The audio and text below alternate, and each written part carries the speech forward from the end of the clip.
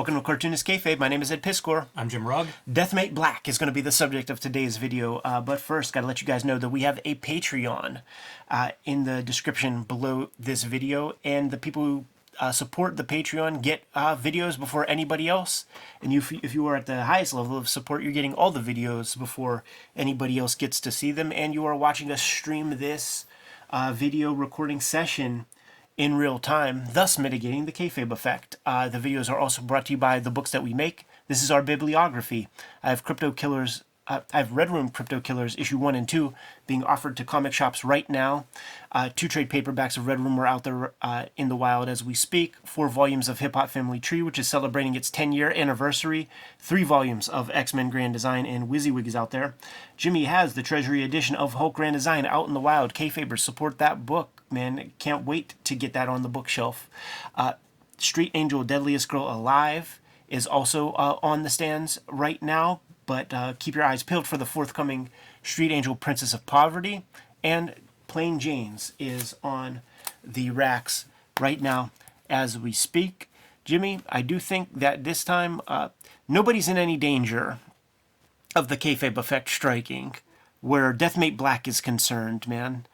This was very early on. This was one of the books that I had that like skyrocketed in value as per Wizard Magazine before the some of the other stuff that I had. Skyrocketed in value. They probably only printed 300,000 of these. And of course, that's due to the first appearance of Gen 13. I think would have been that's it. Reason for speculating. That is it, man.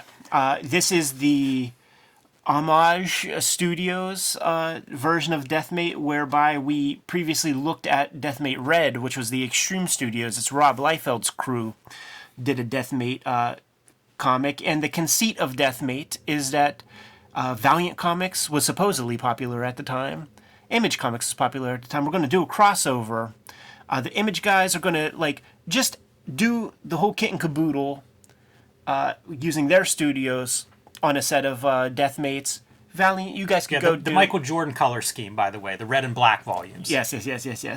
And then the Valiant, you guys could go do yours with your little hand color washes. Blue and yellow. Yeah. And go have fun with that. So we're looking at the Jim Lee Mark Silvestri brand of Deathmate, and looking at the interior front cover here, man. There it is, dude. Written by 2 of the luckiest men in comics. Jim Lee's childhood friend, Brandon Choi, being brought along to fill the captions up with voluminous text. And Mark Silvestri's brother, Eric Silvestri. I feel like they both just went through and wrote complete scripts, and then they put it all in. Yeah. The Nepo Babies. It's a lot of words, man. The Nepo Baby tag team of comic book writing in the mid-90s, man. Brandon Choi, Eric Silvestri. But then you got a gang of artists, man. Brandon Peterson, Brett Booth, Mark Silvestri, Jeffrey Scott, also known as J. Scott Campbell. That's right. Scott Clark. He would have been the Stormwatch guy. Greg Capullo, who's like the odd man out. Like, where does he come from?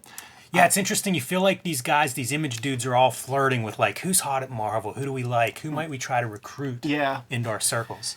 Jim Lee and Wills are in there. So many of them were inked by Scott Williams. And then, but from the beginning, you got the tandem of J. Scott Campbell and Alex Gardner, which will be the Gen 13 tandem. That's right.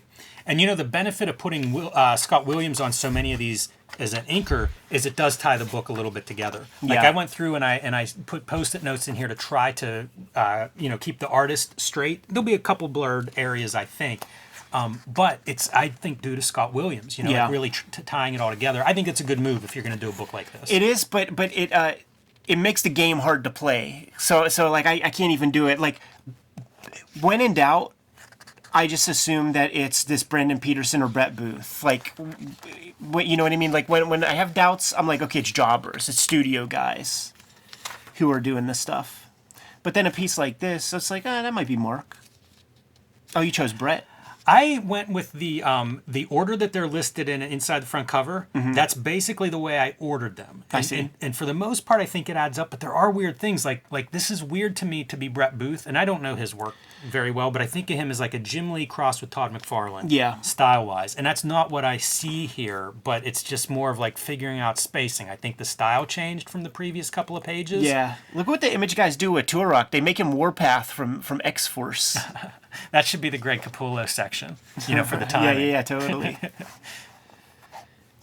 It's funny how there'll be like certain awkward elements too. Like trying to go through here and figure out which artists are which was a real challenge in that regard. Like this is a very bizarre tangent where you've got two arms coming out of the same delt. It's just weird. It's just kind of bizarre. I really like this effect for a silhouette, but you're punching it up red. That's something we would see 20 years later. Yeah, it's so funny that it's just a foregone conclusion that you have to get your Native American characters to fight one another.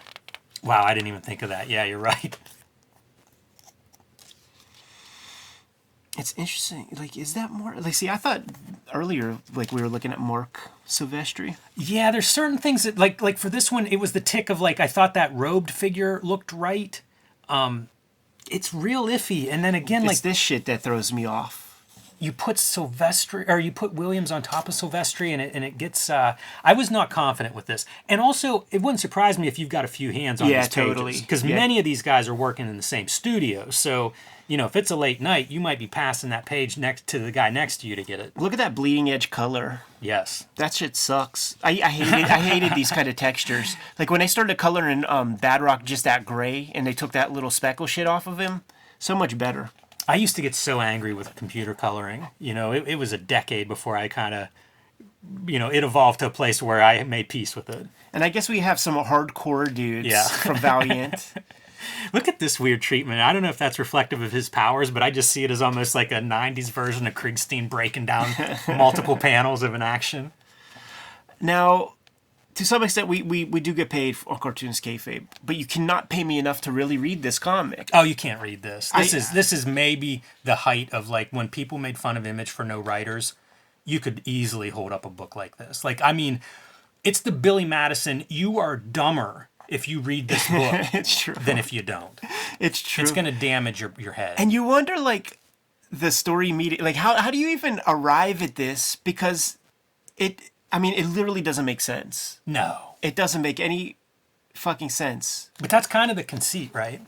I mean, that's why Prophet and Void are trying to piece things back together. Oh, my goodness. I think this is J. Scott Campbell, by the way. Yeah, that was right. my choice here. And super young, but also like really new to making comics, at least for Wildstorm. I do think that this might be his first work. Yeah, it could be. Really interesting to see the stuff that leaks through, because like some of the mouths and things are things that you would see throughout his career. When I see the blacks, I think of Wills, but you got it as Scott Clark. Yeah, I'm pretty confident this is Scott Clark.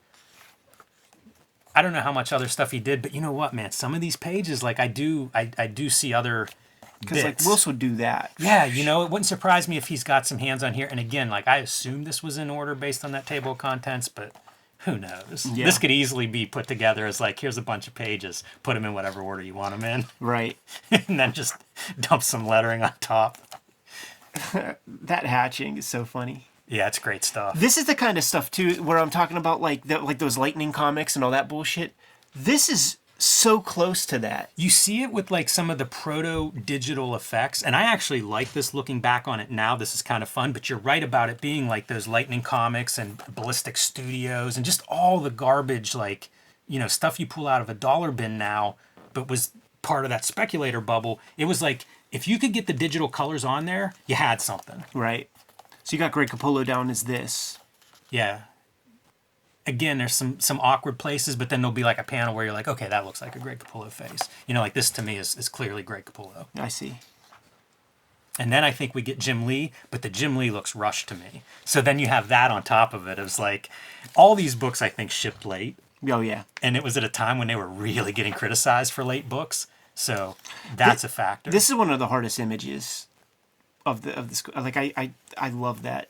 drawing. Look at how much stuff is happening though with the color. Oh yeah. You know, like you're getting so many colors on these faces and like shadows. You know, you're starting to do like, okay, we're gonna do volume and we're gonna do lighting with the color. Not only was Terminator 2 out for a while then, but there was that like director's cut where like around this time it was being resolicited on like what do you call it, pay-per-view, where with like some extra sequences and stuff like that. So like T2 is out. You know, the Warblade comic we'll look at some point is Bisley did like a 5 or 6 issue Warblade series. Is that the one where like Warblade is like an artist, like a tortured artist guy? That might be an Aaron Wiesenfeld joint.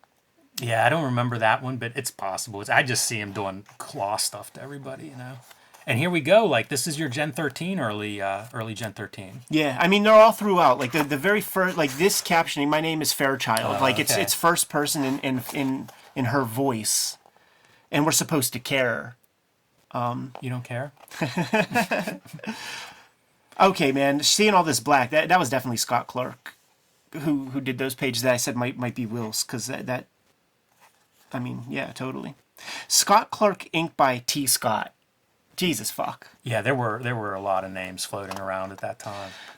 Pogs is out there. Wizard Magazine is out there, and a couple rounds of Top Cow books. Yeah, probably, possibly the best-selling Top Cow book, Codename Strikeforce. Is that true? Nah, it's got to be Cyberforce, right? It has to be Cyberforce. Yeah. But this is a top 5 book the year that it's released. Right, I see. Which is wild.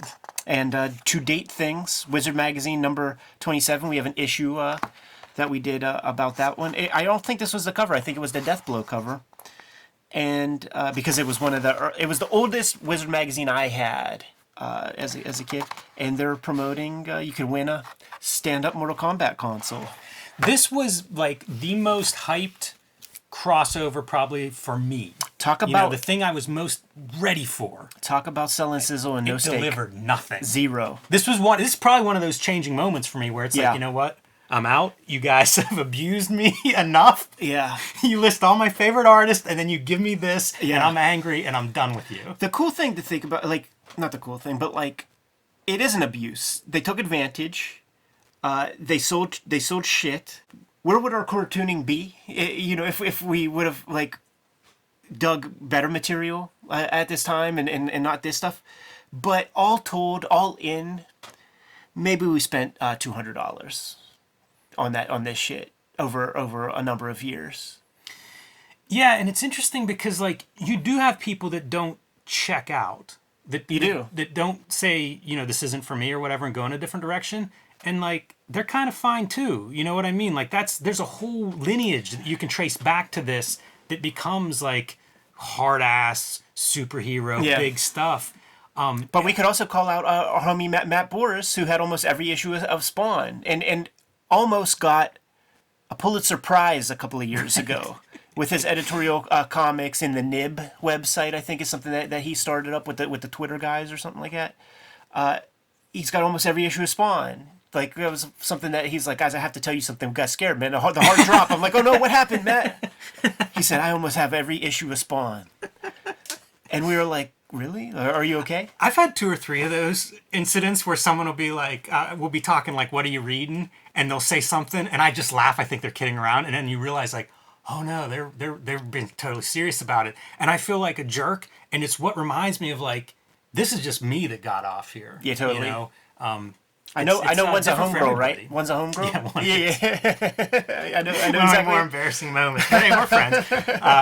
But yeah, it's like, you know, it's easy to get like myopic where it's like, this is my view.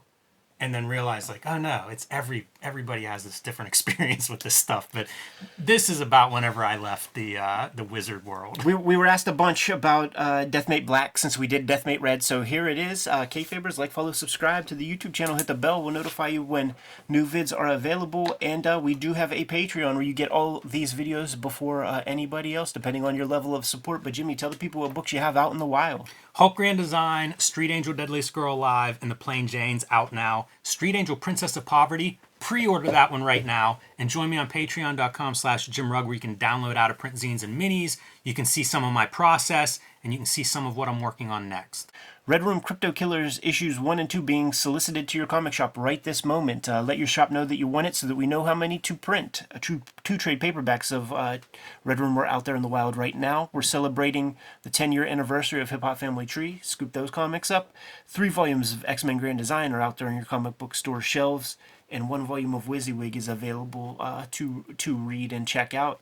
What else do we have out there, Jimmy? Cartoonist Kayfabe related. Subscribe to the Cartoonist Kayfabe newsletter at the links below this video. You can also find Cartoonist Kayfabe t-shirts, merchandise, mugs, fanny packs, stickers, and lots more at our spread shop. That link is under this video also. Another great way to support the channel, given those marching orders will be on our way. Read more comics.